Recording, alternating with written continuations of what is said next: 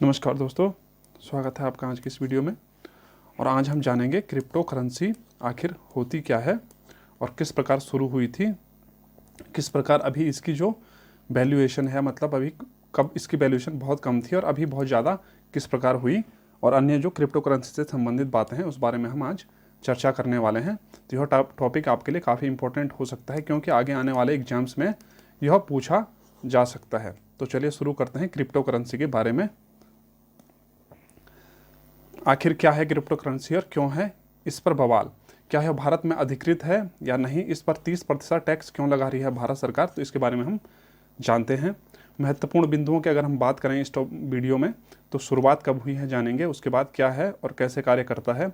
Blockchain तकनीक इसके अंतर्गत आती है, तो वह क्या है, माइनर और माइनिंग इसमें क्या होती है, यह कैसे खरीदा और बेचा जाता है, क्या आप इसे खरीद सकते हैं या नहीं खरीद सकते हैं, इसके अंतर्गत कौन कौन सी कंपनियां हैं, इसका वर्तमान में अभी मूल्य, किसी हम क्रिप्टो करेंसी का मूल्य जानने की कोशिश भी करेंगे, किस प्रकार उसका अभी जो वैल्यू है वह है। भारत में ऑनलाइन इन्वेस्टमेंट और ट्रेडिंग से संबंधित, मतलब आप इसे किस प्रकार ट्रेड कर सकते हैं। 30% टैक्स का मुद्दा जो क्या है वह क्या है और इसके फ़ायदे और नुकसान, क्रिप्टो करेंसी के जो फ़ायदे और नुकसान हैं उसके बारे में भी हम बात करने की कोशिश करेंगे। तो सबसे पहले आता है शुरुआत कब हुई। 2008 में पहली बार क्रिप्टो करेंसी के बारे में शुरुआत होने की जानकारी मिलती है। मतलब सबसे पहले कब शुरुआत हुई थी इसकी, तो 2008 में यह शुरू किया गया था, लेकिन इससे किसने शुरू किया इसका पता नहीं चल पाता है। लेकिन एक नाम आता है सतोशी नाकामोटो करके, माना जाता है कि इन्होंने इसे शुरू किया था 2008-9 के आसपास में। और प्रयोग में लाए जाने की शुरुआत है सबसे पहले 2009, यानी कि सबसे पहले जो प्रयोग में लाया गया, यानी कि यह बना तो कब बना, 2009 में यह बना। और फिर बिटकॉइन को, इसी प्रक्रिया को चलाने वाले लोगों को पुरस्कार या मेहनताना दिए जाने की शुरुआत की गई। यानी कि जो लोग इसे चलाते हैं या जो लोग इसे ऑपरेट करते हैं उनको किस में मेहनताना, यानी उनको किस में पुरस्कार मिलता है, पैसा मिलता है, तो उन्हें बिटकॉइन या फिर जो हम क्रिप्टो करेंसी, जो वो लोग माइनिंग कर रहे हैं क्रिप्टो करेंसी की, तो उन्हें बिटकॉइन या फिर अन्य क्रिप्टो करेंसी में पैसा दिया जाता है। आज अनेक क्रिप्टो करेंसी कंपनियां हैं, जैसे डोजे कॉइन, आपने इलोन मस्क का नाम सुना होगा, तो कई बार वह डोजे कॉइन बोलते हुए या ट्वीट करते हुए नजर आते हैं। उसके बाद है बिटकॉइन, फिर बिटकैश, इथेरम और लाइट कॉइन। इस प्रकार से अनेक प्रकार की क्रिप्टो करेंसियाँ अभी दुनिया में चल रही हैं। 2010 में एक बिटकॉइन का मूल्य लगभग 20 रुपये था। जो बिटकॉइन कंपनी थी वो भी 2009 में शुरू होती है और उसका जो मूल्य था 2010 में, तो उसका लगभग 20 रुपये के आसपास था। 2021-22 में इसका लगभग $30,000 के आसपास, $30,000, यानी कि आप यहाँ से देख सकते हैं जो बिटकॉइन का मूल्य है। मैंने यहाँ पे एक ग्राफ आपके सामने दिखाया, तो लगभग जो 29 अक्टूबर 2021 की अगर हम बात करें, अक्टूबर में कितना था ये, तो 46 लाख रुपये इसका मूल्य था। एक बिटकॉइन बराबर 46 लाख। तो मान के सकते हैं आप कितना महंगा इसका मूल्य है। अगर आप 2021 में आपके पास एक बिटकॉइन होता, आपने 20 रुपये का खरीदा होता, तो आज उसकी वैल्यूएशन क्या होती आप जान सकते हैं। और दूसरी बात है, तो है क्या है क्रिप्टो करेंसी। क्रिप्टो का अर्थ है गुप्त या फिर सीक्रेट। ठीक है, क्रिप्टो का अर्थ क्या होता है, गुप्त या फिर सीक्रेट, और करेंसी का मतलब आपको पता ही होगा मुद्रा होता है, जिसका अर्थ अब लगाया जा सकता है कि एक प्रकार की गुप्त मुद्रा। मतलब आपके पास जैसे 100 रुपये का नोट होता है या फिर 500 का नोट होता है, तो उसी प्रकार से क्रिप्टो करेंसी भी एक प्रकार की मुद्रा है। लेकिन किस प्रकार की मुद्रा है, गुप्त मुद्रा है। गुप्त मुद्रा से मतलब है कि ये एक प्रकार की मुद्रा जो डिजिटल या वर्चुअल तौर पर मौजूद है, डिजिटल तौर पर मौजूद है और लेनदेन को सुरक्षित करने के लिए क्रिप्टोग्राफी का प्रयोग करता है। क्रिप्टोग्राफी क्या है, तो अभी हम जानेंगे इसे। गुप्त मुद्रा का मतलब है आप इसे छू नहीं सकते और ना ही इसे आप देख सकते हैं। जैसे आप 100 के नोट जो है, तो उसे आप छू सकते हैं और देख सकते हैं, लेकिन इस मुद्रा को आप देख भी नहीं सकते और ना ही इसे छू सकते हैं। यह एक प्रकार की क्या है, डिजिटल करेंसी है। अगर हम क्रिप्टोग्राफी की अगर हम बात करें, तो क्रिप्टोग्राफी क्या होता है, किसी सूचना को सुरक्षित प्रारूप में बदलकर उसकी सुरक्षा करने के विज्ञान को क्या कहते हैं, क्रिप्टोग्राफी। उदाहरण के तौर पर मॉर्स कोड और नंबर कोड। मॉर्स कोड कुछ इस प्रकार से होता है, जैसे कि आप यहाँ पे देख रहे हैं, एक क्या होता है, एक डॉट और एक आपका हाइफन। उसके बाद है जो नंबर कोड है, तो नंबर कोड जैसे ए से हमने अगर 1 लगाया, कई बार रीजनिंग में भी ऐसे क्वेश्चन पूछे जाते हैं, तो बी से हमने 2 लगाए, इस प्रकार जेड से हमने 26 लगाए। तो इस प्रकार से अगर हम नंबर कोड में किसी नाम को कन्वर्ट करेंगे तो फिर वह एक कोड वर्ड हो जाएगा, एक क्रिप्टोग्राफी हो जाएगी। तो उसी को क्या कहते हैं, हम क्रिप्टोग्राफी कहते हैं। तो जो ये है क्रिप्टो करेंसी, वह किस तकनीक पे काम करती है, सुरक्षित रखने के लिए उसको क्रिप्टोग्राफिक प्रयोग में लाया जाता है, जिससे कि लोगों को पता ना चल सके कि कहाँ पर क्या हो रहा है। यह कैसे कार्य करता है? तो इसका सारा लेन देन ऑनलाइन माध्यम से किया जाता है, यानी कि आप ऑफलाइन, जैसे कि आप इसे देख भी नहीं सकते, छू भी नहीं सकते, तो ऑफलाइन तो इसका पॉसिबल है ही नहीं। तो इसका जो लेन देन किया जाता है वह ऑनलाइन माध्यम से किया जाता है। इसमें कोई भी प्राधिकरण यानी कोई भी ट्रिब्यूनल, कोई भी इसकी हायर अथॉरिटी या फिर कोई भी गवर्नमेंट बॉडी इसमें कोई मध्यस्थ नहीं होता। यानी कि जैसे अगर हम भारत के जो करेंसीज है तो उसको कौन देखता है या फिर कौन उसका गवर्निंग बॉडी है, तो आरबीआई है, रिजर्व बैंक ऑफ इंडिया है। लेकिन इसमें क्या होता है कि इसमें कोई भी नहीं देख रहा होता है। यहाँ पे जो खरीदार है उसके बीच और जो वहाँ पे बिटकॉइन है या फिर जो क्रिप्टो करेंसी है, बस सिर्फ दोनों ही वहाँ पे क्या कार्य कर सकते हैं, वहाँ पे देख सकते हैं। बीच में कोई भी तीसरा व्यक्ति इसे आपको देख नहीं सकता कि आपने क्या खरीदा है, आपने क्या बेचा है, या आपने जो क्रिप्टो करेंसी है उससे क्या खरीदा है, तो इसका कोई भी पता नहीं लगा सकता है। इसे एक नेटवर्क द्वारा संचालित किया जाता है। मतलब विभिन्न प्रकार के कंप्यूटर होते हैं, माइनर और जो माइनर्स होते हैं, विभिन्न प्रकार के कंप्यूटर में वो लगे रहते हैं जो एक दूसरे से कनेक्ट होते हैं। आपने कोई चीज़ अगर ₹1 यहाँ से निकाला है तो इस कंप्यूटर को भी पता लग जाएगा, इसको भी लग जाएगा, इसको भी लग जाएगा, मतलब सारे नेटवर्क को पता लग जाएगा कि आपने ₹1 आप यहाँ से निकाल दिया है। तो इसमें कोई मध्यस्थ नहीं होता।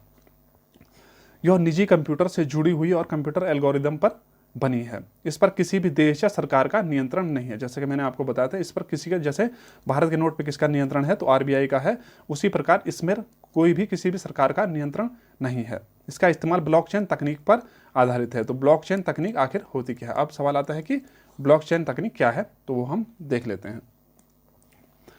तो इस प्रकार आप यहाँ पे तस्वीर में आपको दिख रहा होगा, कंप्यूटर लगे हुए हैं और इसमें कोडिंग चल रही है। बहुत बड़े पैमाने पर कोडिंग चल रही होती है।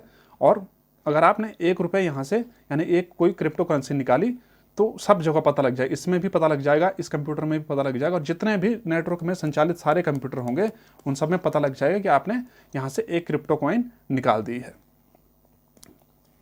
ब्लॉकचेन तकनीक क्या है? इस प्रणाली में लेन देन ब्लॉकचेन तकनीक से होता है। इसमें डिजिटल करेंसी इनक्रिप्टेड यानी कि कोडेड होती है। जो डिजिटल करेंसी होती है आपकी, यानी कि क्रिप्टो करेंसी जो भी बिटकॉइन या फिर डोजे कॉइन है, तो वो क्या है, कोडेड है।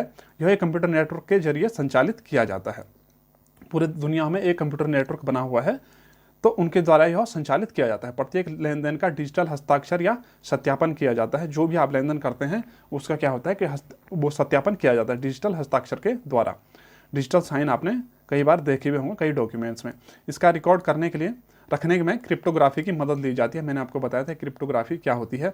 जब कोई लेन देन होता है तो उसे एक ब्लॉक में रखा जाता है, यानी कि यहाँ पे ब्लॉक बने हुए हैं अलग अलग। जब कोई लेन देन होता है तो उसे क्या, जैसे आपने यहाँ पे ₹1 रखा या फिर निकाला, तो क्या होता है यहाँ पे एक ब्लॉक में वो सुरक्षित तौर पे रख दिया गया और उसको क्रिप्टोग्राफी की मदद से सुरक्षित बना दिया गया। साथ में अब कंप्यूटर चेन लगी हुई हैं, जो ये तो ब्लॉक्स हैं, यहाँ पे कंप्यूटर चेन लगी हुई हैं और सब में पता है कि आपने ₹1 वहाँ पे रख दिया है और पूरे नेटवर्क में पता चलता है कि लेन देन हुआ है।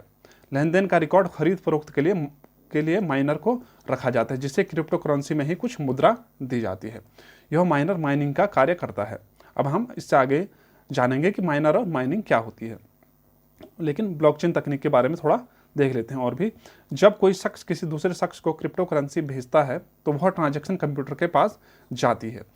इनके जरिए क्रिप्टो करेंसी ट्रांजैक्शन को वैलिडेट किया जाता है। यानी कि क्या होगा, किसी शख्स ने, आपने अगर किसी दूसरे को क्रिप्टो करेंसी भेजी है तो वो कंप्यूटर, जो ट्रांजैक्शन आपने की है, तो वह सीधे कंप्यूटर के पास पहुंच जाएगी कि इन्होंने यहाँ से किसी दूसरे को या फिर कहीं पे आपने सेल आउट कर दिया है। इसके जरिए फिर क्रिप्टो करेंसी ट्रांजैक्शन को वैलिडेट किया जाता है। किसके जरिए? जो यहाँ पे माइनर्स होते हैं, तो वो उनका कार्य क्या रहता है, क्रिप्टो करेंसी को वैलिडेट करना, और इन्हें डिस्ट्रीब्यूटर लेजर में शामिल किया जाता है। जो नेटवर्क होता है उनका जो डिस्ट्रीब्यूटर एक लेजर बना होता है, खाता बना होता है, तो उसमें उसको शामिल किया जाता है कि आपने क्या कर दिया, यह सेल कर दी है। यह सारी ट्रांजैक्शन एक ब्लॉक में दर्ज होती है और इस ब्लॉक की साइज करीब 1 MB की होती है। जैसे यहाँ पे मैंने छोटे छोटे ब्लॉक बना रखे हैं, तो क्या होगा कि इसमें आपकी ट्रांजैक्शन क्या हो गया, दर्ज कर दी गई है और उसमें कितना स्पेस होता है, तो 1 MB के आसपास का उसमें स्पेस होता है। जब यह ब्लॉक भर जाता है तो इसे ब्लॉक करके नया ब्लॉक बनाया जाता है और नया ब्लॉक को पहले ब्लॉक से जोड़ा जाता है। यानी कि अब क्या होगा, ये ब्लॉक में आपने ट्रांजैक्शन की, उसके बाद ये भर गया पूरा, आपके ट्रांजैक्शनों से भर गया, तो उसके बाद दूसरा ब्लॉक चालू कर दिया गया, फिर इस प्रकार से तीसरा ब्लॉक चालू कर दिया, इस प्रकार से चौथा ब्लॉक इसमें चालू कर दिया जाता है। और यह ब्लॉक एक दूसरे से जुड़े रहते हैं, जिससे एक चेन सी बन जाती है। जैसे कि यहाँ पे आप तस्वीर में देख रहे होंगे चेन का जैसा मॉडल यहाँ पे बना हुआ है, जिसमें ब्लॉक्स, कई प्रकार के ब्लॉक्स हैं। इसी वजह से इसे ब्लॉकचेन टेक्नोलॉजी कहा जाता है। माइनर और माइनिंग, सरल शब्दों में खजाना खोदने वालों को माइनर कहा जाता है। जैसे कि आपने काफ़ी बार सुना भी होगा, जो खजाना खोदा जा रहा है उसे माइनिंग कहते हैं। यानी कि जो खजाने को खोदते हैं या खजाने की खोज करते हैं, उसे खोदते हैं, तो उसे क्या कहा जाता है? माइनर कहा जाता है। और जो खजाना खोदा जा रहा है तो उसे क्या कहते हैं? माइनिंग करना कहते हैं। तो माइनिंग गणितीय समीकरण या पजल्स को सुलझाकर नई क्रिप्टो कॉइन बनाना है। माइनिंग का कार्य क्या है कि नई जो मैथमेटिकल जो इक्वेशंस हैं, गणितीय समीकरण हैं, तो उनको क्या है? सुलझाकर, उनको सॉल्व करके, थोड़ा सा हार्ड काम होता है और काफ़ी ज़्यादा इसमें पावर्स यानी कि एनर्जी किस चीज़ की, तो इसमें इलेक्ट्रिसिटी लगती है। बहुत ज़्यादा हाई परफॉर्मेंस वाले कंप्यूटर इसमें लगे होते हैं, जो कि नई क्रिप्टो कॉइन को माइनिंग करके बनाए जाते हैं जिनमें। और यह सब कंप्यूटर की मदद से होता है, जो कि काफ़ी उच्च तकनीक वाले कंप्यूटर होते हैं। जो इन कंप्यूटर को चलाते हैं उन्हें माइनर कहा जाता है। लेकिन यह कार्य केवल मान्यता प्राप्त माइनर ही कर सकते हैं। माइनर कौन होता है, क्या होता है? तो माइनर वह होता है जो गणितीय जो माइनिंग करते हैं। माइनिंग क्या होती है? तो गणितीय समीकरण या पजल्स को सुलझाकर नई क्रिप्टो कॉइन को बनाना ही माइनिंग कहलाता है। और यह कौन करता है? तो माइनर इन कार्य को करते हैं, और केवल मान्यता प्राप्त माइनर ही इनको कर सकते हैं। जब कोई व्यक्ति क्रिप्टो करेंसी में निवेश करता है तो निवेश का एक विवरण एक वितरित खाता बही यानी कि जो डिस्ट्रीब्यूटर लेजर है उसमें दर्ज किया जाता है। एक लेजर में एक खाता लेजर है, इस प्रकार से उसमें दर्ज हो जाता है, जिसे ब्लॉकचेन कहा जाता है। यानी कि अब वो दर्ज हो गया, भर गया, तो उसके बाद एक नया ब्लॉक में वह जुड़ गया। इस प्रकार से बहुत चेन के जरिए जुड़ता रहता है। लेकिन प्रक्रिया तभी पूरी होती है जब कोई माइनर क्या करता है? लेन देन को वैध मानता है। जो माइनर क्या करेगा? वैलिडेट करेगा उस लेन देन को कि यह सही हो चुका है, और उसके बाद यह पूरे नेटवर्क में यह बात पहुंच जाएगी कि भाई आपका जो लेन देन हुआ था वह कंप्लीट हो चुका है।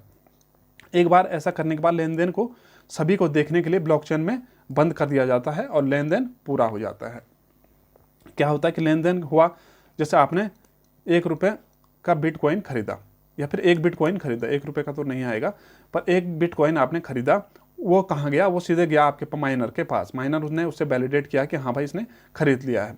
उसके बाद क्या हुआ? ब्लॉक में उसको रख दिया गया और वह भर गया, तो ब्लॉक को फिर अन्य ब्लॉक में ट्रांसफ़र कर दिया गया। और जब यह ब्लॉक में रखा गया तो ये पूरे जो नेटवर्क हैं सारे, तो उसमें क्या हुआ कि ये कंप्यूटर में पहुंच गए, सारे नेटवर्क के कंप्यूटर में पहुंच गया कि इस व्यक्ति ने एक बिटकॉइन खरीद ली है, और सबको वह पता लग गया। तो आप इसमें कोई भी मतलब चोरी काम हो ही नहीं सकता है। इस सत्यापन प्रक्रिया के लिए माइनर को जटिल समीकरणों को हल करने की आवश्यकता होती है। वे समस्या को हल करने के लिए एक दूसरे के खिलाफ दौड़ में हैं। यानी कि क्या होता है कि आप कोई बिटकॉइन आपने लेन देन हुई, अब माइनर के पास वह पहुंच गई। माइनर ने क्या करना है? उसको समीकरण जो भी है या नई कॉइन बनाने के लिए समीकरण क्या करना है? जैसे आपने कहा कि मैं एक बिटकॉइन खरीदता हूँ, अब वो माइनर के पास चल गया। माइनर को क्या करना है कि पजल्स को सॉल्व करना है। जैसे कि मैंने आपको बताया था, पजल्स को सॉल्व करके एक नई बिटकॉइन या एक नई क्रिप्टो करेंसी बनानी है। तो क्या है कि बहुत सारे माइनर हैं, तो वो क्या करते हैं कि अब जिनके पास उच्च तकनीक वाले ज़्यादा तेज कंप्यूटर होंगे तो वो जल्दी जल्दी काम कर लेंगे, और जिनके पास कम होगा तो उनको बहुत फ़ायदा नहीं मिल पाएगा। इसलिए क्या होता है कि वो समस्या को हल करने के लिए एक दूसरे के खिलाफ दौड़ में है। जो लोग पहले ऐसा करते हैं उन्हें उनके प्रयास के लिए शुल्क के रूप में लेन देन के अंश का भुगतान किया जाता है। प्रत्येक सफल लेन देन से नए सिक्के प्रचलन में आते हैं। लेकिन यह इतना भी आसान नहीं है। इसके लिए उच्च तकनीकी क्षमता वाले कंप्यूटर और साथ ही बहुत बिजली और वक्त चाहिए, और माइनर पूल का इस्तेमाल होता है। माइनर पूल कभी अगर एग्जाम में पूछ दिया जाए तो क्या है? माइनर पूल मतलब बहुत सारे जो माइनर्स हैं वो अपना एक संगठन या ग्रुप बना लेते हैं, क्योंकि उनके पास सबके पास अपने अपने कंप्यूटर्स हैं, सबके साथ अपने हाईटेक कंप्यूटर हैं। तो अगर एक साथ मिलकर वो काम करेंगे तो ज़्यादा कार्य कर सकते हैं, इसलिए वह माइनर पूल कहलाता है। जिसका मतलब होता है कि बहुत सारे माइनर अपने सारे संसाधनों को संयुक्त रूप से मिलकर कार्य करते हैं, जिससे कार्य क्या हो सके? ज़्यादा कार्य हो सके। और उनसे उसके बदले उनके क्या मिलता है? तो उनके लेन देन के एक अंश का उनको भी मिलता है। यानी कि आपने एक बिटकॉइन अगर खरीदी तो उसका कुछ % उनको भी मिलेगा, किनको? जो माइनिंग कर रहे हैं। कैसे खरीदा और बेचा जाता है? तो बिटकॉइन या क्रिप्टो करेंसी कैसे खरीदा या बेचा जाता है? इसके लिए क्या है, काफ़ी सारी क्रिप्टो एक्सचेंज कंपनियां हैं, क्रिप्टो करेंसी को खरीदने और बेचने का कार्य करती हैं। जैसे कि कॉइनबेस एक बहुत बड़ी कंपनी है, उसके बाद बिनांस से भारतीय कंपनियां भी हैं, जैसे बजीरेक्स, जेपे, कॉइनस्विच, कुबेर या अन्य प्रकार की विभिन्न प्रकार की डिजिटल कंपनियां क्या करती हैं? इनको खरीदने और बेचने का काम करते हैं। लेकिन और किसको खरीदने बेचने का काम करती हैं? तो जो डिजिटल मुद्राएं हैं, जैसे कि जो क्या है क्रिप्टो कॉइन्स हैं, जैसे कि बिटकॉइन, डोजेकॉइन, इथेरियम या अन्य प्रकार की। तो अब इनका रेट क्या है, तो आप जैसे वजीर एक्स की वेबसाइट पे जाएंगे तो आपको वहाँ पे खरीद या बेच सकते हैं। तो इसका मूल्य क्या है, बिटकॉइन का मूल्य क्या है, तो 31 लाख चल रहा है। ठीक है, इथेरियम का क्या है, तो 2,18,136, यानी एक क्रिप्टो करेंसी का मूल्य ये है।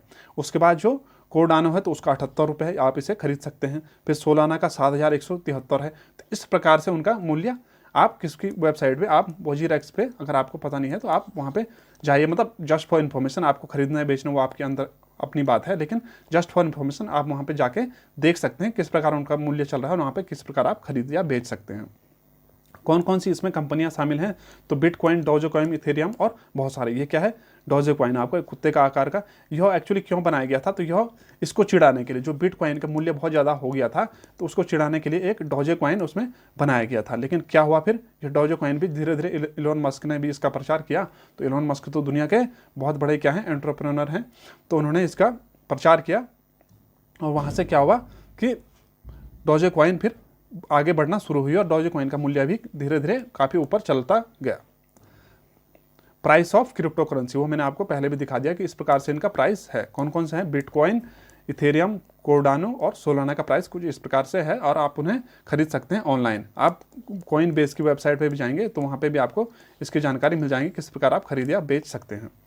30% टैक्स का जो मुद्दा है तो वह क्या है, वित्त मंत्री, जो भारत की वित्त मंत्री हैं निर्मला सीतारमण ने हाल में क्रिप्टो करेंसी को डिजिटल क्या माना है, डिजिटल करेंसी उन्होंने नहीं माना है अभी तक, क्योंकि आरबीआई ने इस पर कुछ अभी अपनी बात नहीं की है। तो उन्होंने डिजिटल एसेट माना है इसको। उन्होंने क्या कहा, डिजिटल ये करेंसी नहीं है, डिजिटल एसेट है और उस पर टैक्स लगाने का निर्णय लिया है। खरीदने पर नहीं, बेचने के दौरान आपको यह टैक्स देना पड़ेगा। यानी कि आपने एक बिटकॉइन खरीदी, बिटकॉइन का मूल्य है 31 लाख रुपए, ठीक है, आपने खरीद तो ली। उसके बाद क्या होता है कि आप अगर कभी इसको बेचते हैं, यानी कि अब इसका मूल्य आप 60 लाख हो गया, आपने कहा यार बेच देता हूँ, ठीक है, मेरे को कम से कम 29 लाख का फायदा या 30 लाख का फायदा मुझे हो रहा है तो मैं इसे बेच देता हूँ। लेकिन जब आप बेचने जाएंगे उसके बाद जो आपके पास जो मुद्रा आएगी, यानी कि आपके पास जो 60 लाख रुपये आएगा, उसमें क्या करना पड़ेगा आपको, 30% आपको टैक्स गवर्नमेंट को देना पड़ेगा। तो यही है 30% टैक्स का मुद्दा। उसके बाद है इसमें क्या क्या चुनौतियां हैं, जो डिजिटल करेंसी है, क्रिप्टो करेंसी है, उसमें क्या क्या चुनौतियां हैं। भारत में अगर हम बात करें तो भारत में यह फिलहाल करेंसी के तौर पे वैध नहीं है, यानी कि करेंसी के तौर पे यह अभी वैध नहीं है, मुद्रा नहीं है। लेकिन क्या है कि आप इसे, इसमें ट्रेडिंग आप कर सकते हैं, आप इसे खरीद या बेच सकते हैं, इसमें कोई आपको दिक्कत नहीं है। अगर कोई भी व्यक्ति भारत में निवेश करके विदेश जाकर, जो चुनौतियां हैं इसकी क्या क्या हैं, क्या क्या मतलब हो सकता है इससे नुकसान और फायदे, तो जाकर इसे खरीद या फरोख्त कर सकते हैं। यानी कि आपने क्या किया कि आपने एक बिटकॉइन खरीदी, अब आपने बेचनी है तो आप 30% टैक्स देना पड़ेगा भाई आपको, क्योंकि आपके पास वो करेंसी, अब करेंसी कन्वर्ट होकर आपके पास पैसा आ जाएगा, तो आपने क्या टैक्स देना है। लेकिन अगर आप इसे विदेश में जाके बेचते हैं तो आपको क्या इससे फायदा, 30% टैक्स आपको नहीं देना, क्योंकि विदेश में यह लॉ, भारत का लॉ नहीं लगेगा। कोई अन्य नाम से आप विदेश में कंपनी खोलकर उसके नाम से आप क्या कर सकते हैं, बिटकॉइन खरीद सकते हैं और वहाँ पे आपको 30% टैक्स भी नहीं देना पड़ेगा। तो भारत में टैक्स नहीं लगा, विदेश में भारत का टैक्स नहीं लगाया जा सकता, इसलिए यह थोड़ा सा एक चुनौतियाँ भी इसके सामने हैं। फायदे और नुकसान की अगर हम बात करें क्रिप्टो करेंसी की, तो कोई भी आपका पैसा को देख नहीं सकता, लेकिन टैक्स की चोरी उससे हो सकती है। सबसे बड़ा क्या है कि फायदा क्या है आपका, कोई भी आपका पैसा देख नहीं सकता है, यह कंप्यूटर नेटवर्क से जुड़ा हुआ है और बहुत सारा क्रिप्टोग्राफी, मतलब बहुत सारी उच्च तकनीक वाली उसमें क्या है, सुरक्षित डाटा उसमें सेव है। अगर आप कोई भी व्यक्ति अगर इससे क्या करते हैं, माना आपने कोई ट्रांजैक्शन किया और कोई व्यक्ति उसे बीच से निकालने का कोशिश करता है या इस प्रकार से सेंध लगा उसे निकालने की कोशिश करता है, तो क्या होगा, यह पूरा नेटवर्क को पता लग जाए और वहीं पर वह करेंसी जो आप निकाल रहे हैं वो क्या हो जाए, उसका मूल्य क्या हो जाएगा, शून्य हो जाएगा। तो इसलिए कोई भी इससे छेड़ नहीं सकता है। बाकी बहुत ज़्यादा इसमें सिक्योरिटी लगी होती है, कोई भी आपका पैसा क्या कर सकता, देख नहीं सकता, लेकिन आप टैक्स की इससे चोरी कर सकते हैं। तो यह एक नुकसान है। इस पैसे से आप कुछ भी खरीद सकते हैं, यानी कि कई, अब क्या होगा, कई देशों में जैसे, या फिर कई जो टेररिस्ट ग्रुप्स हैं वो क्या कर सकते हैं, बिटकॉइन को अपने पास रख सकते हैं और उसके बाद उससे कोई भी सामान, जैसे कि कोई प्लेन खरीद दिया, कोई हथियार खरीद दिए, तो उसका पता नहीं लगेगा कि किसने यह खरीदा है, क्योंकि इस पैसे कोई नहीं देख सकता है क्या खरीदा आपने, उससे भी आपका पता नहीं चलता है, क्योंकि सारा सिक्योर है। तो इससे कोई भी कुछ भी खरीद सकता है और उनको पता भी नहीं लगेगा, किसी को पता भी नहीं लगेगा। और साथ में क्या है कि इसमें क्या है, आपको टैक्स भी नहीं भरना पड़ेगा। जैसे कुछ समय पहले इलोन मस्क ने टेस्ला, जो टेस्ला उनकी गाड़ी है, टेस्ला जो मोटर्स है, तो उसको उन्होंने क्या किया, बिटकॉइन के जरिए आप इसे खरीद सकते हैं, यानी क्रिप्टो करेंसी के जरिए आप इसे खरीद सकते हैं। लेकिन बाद में भले उन्होंने बंद कर दिया हो, लेकिन उससे हम गाड़ी को खरीद सकते थे क्रिप्टो कॉइन्स के जरिए। लेकिन हथियार भी खरीद, जैसे कि मैंने आपको बताया, तो हथियार भी इसमें खरीदे जा सकते हैं, जिससे क्या होगा, देशों को नुकसान हो सकता है। दूसरा बात है, आपका पैसा चोरी नहीं हो सकता है, कभी भी चोरी नहीं हो सकता है, जो आपका फायदा है। अर्थव्यवस्था में उतार चढ़ाव आने पर भी ज़्यादा प्रभाव नहीं देगा। जैसे अब करेंसी को कौन विनियमित करता है, तो आरबीआई करता है, लेकिन इसको कोई भी विनियमित नहीं करता है, मतलब कोई भी इसकी हायर अथॉरिटी नहीं है, कोई इसको नियंत्रण नहीं कर सकता है। तो इसमें क्या होगा कि जब करेंसी का रेट ऊपर नीचे होता है, तो इसमें उतना ज़्यादा फ्लक्चुएशन नहीं होगा। बिटकॉइन में आपका, यानी करेंसी में जो आप क्रिप्टो करेंसी है, उसमें फ्लैक्चुएट नहीं कर सकता कोई भी मार्केट के हिसाब से। लेकिन इसमें पर्यावरण को हानि भी होती है, क्योंकि इसमें काफ़ी ज़्यादा क्या होता है, बिजली लगती है, इंटरनेट की खपत बहुत ज़्यादा है, तो इससे बिजली में जो एनर्जी है उससे नुकसान होता है, मतलब पर्यावरण को जो इन्वायरमेंट है उसको नुकसान इससे हो रहा है, क्योंकि काफ़ी ज़्यादा इसमें बिजली लग रही है, काफ़ी सारे इसमें हाईटेक कंप्यूटर लग रहे हैं, तो उससे क्या है, इसमें पर्यावरण को नुकसान होता है। तो दोस्तों, कुछ इस प्रकार थी आपकी क्रिप्टो करेंसी, जो हमने आपको साधारण शब्दों में बताई। और आपको अगर एक बार में समझ नहीं आता तो आप बार बार रिपीट करके यह वीडियो देख सकते हैं, जिससे कि आपको एग्जैक्ट पता लग जाए कि यह क्रिप्टो करेंसी क्या है। क्योंकि एग्जाम के पॉइंट ऑफ व्यू से काफ़ी जो बड़े लेवल के एग्जाम होते हैं, स्टेट पीसीएस होता है, या फिर यूपीएससी लेवल के एग्जाम होते हैं, तो वहाँ पे यह पूछा जा सकता है क्रिप्टो करेंसी किस प्रकार काम करती है और ब्लॉकचेन तकनीक क्या है, माइनर माइनिंग क्या है। तो आप अगर इन पॉइंटों को आप नोट करके रखते हैं, याद करके रखते हैं, तो आपको जरूर एग्जाम में आप अच्छा लिख सकते हैं। बाकी दोस्तों, आपको इस वीडियो से रिलेटेड कोई भी अगर डाउट होता है तो आप हमें कमेंट करिए और कमेंट करके पूछिए, तो हम जरूर उसको बताने की कोशिश करेंगे। बाकी आप चैनल को यार लाइक, शेयर और सब्सक्राइब कीजिए, ताकि आपको समय समय पर और भी एजुकेशनल वीडियोज़ मिलते रहें। बाकी दोस्तों, मिलते हैं आपसे नेक्स्ट वीडियो में, तब तक के लिए धन्यवाद।